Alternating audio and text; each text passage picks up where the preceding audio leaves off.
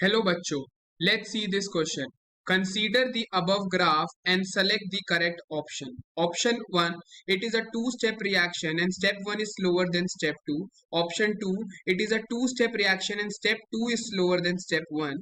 Option 3, single-step reaction where B is an activated complex. And option 4, single-step reaction in which B is a reaction intermediate. तो अगर हम इस question को समझने से पहले हमें क्या करना पड़ेगा, इस क्वेश्चन से रिलेटेड की कॉन्सेप्ट को हमें यहाँ पे समझना पड़ेगा। ठीक है जी। तो हमें क्या दिया हुआ है, हमें यहाँ पे ग्राफ दिया हुआ है जिसमें हमारे पास रिएक्टेंट से हमारे पास क्या बन रहा है, प्रोडक्ट बन रहा है। अब इसका जो एनर्जी डायग्राम हमारे को गिवन है वो कुछ इस तरीके का गिवन है कि पहले हमारे पास जो रिएक्टेंट है उससे, ये हमारे पास रिएक्टेंट है, ये हमारा प्रोडक्ट हमें दे रखा है। फिर हमें मेंशन कर रखा है this is A, this is B and this is C. ठीक है जी। अब अगर हमें बताना है this is step 1 and this is 2 labelled, ये हमारे पास सब चीजें लेबल्ड है।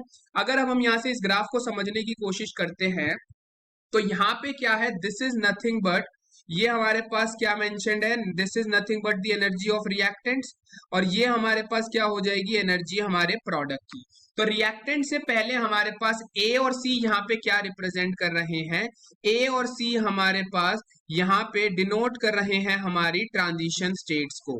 ठीक है, क्योंकि यहाँ पे ए क्या है, it is a transition state and C is another the transition state. It is a two step reaction because हमें यहाँ पे क्या देखने को मिल रही है, टू पीक्स देखने को मिल रही हैं ग्राफ के अंदर।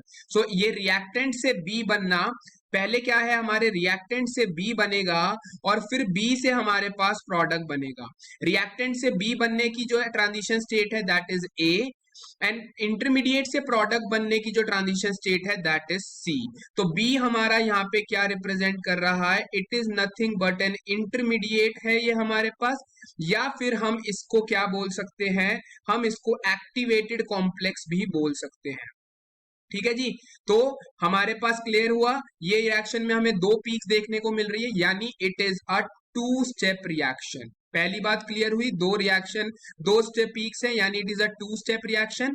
पहले रिएक्टेंट से हमारा इंटरमीडिएट बनेगा following the transition state A, and फिर इंटरमीडिएट से प्रोडक्ट पी बनेगा जिसकी ट्रांजिशन स्टेट हो जाएगी हमारी सी।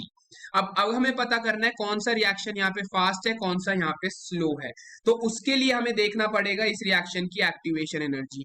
तो अगर हम रिएक्शन स्टेप 1 की एक्टिवेशन एनर्जी के बारे में बात करेंगे तो this will be the activation energy for the first step, और अगर हम सेकेंड स्टेप के बारे में बात करेंगे तो ये हमारी हो जाएगी सेकेंड स्टेप की एक्टिवेशन एनर्जी। क्योंकि हमारा फर्स्ट स्टेप की activation energy is greater than second step, यानी जो फर्स्ट स्टेप होगा वो हमारा स्लो स्टेप होगा। ठीक है, यानी और यही जो स्लो स्टेप होता है यही हमारे रेट को क्या करेगा, डिटरमाइन भी करेगा।